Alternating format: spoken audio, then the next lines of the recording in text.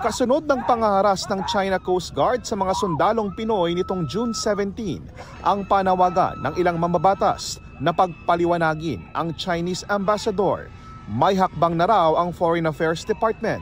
Well, we have already sent a note verbal to them. Ang ibang detalye naman ng mga ipinoprotesta ng Pilipinas laban sa China ay pag-uusapan sa susunod na Bilateral Consultation Mechanism o BCM ng dalawang bansa.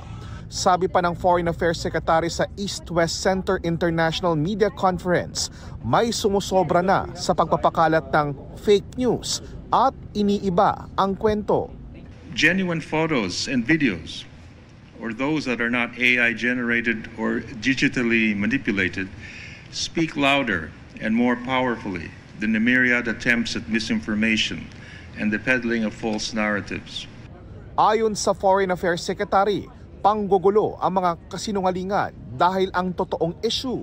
The country is choosing to ignore or is reinterpreting international law, in particularly the UN Convention on the Law of the Sea, and as affirmed by the 2016 Arbitral Award.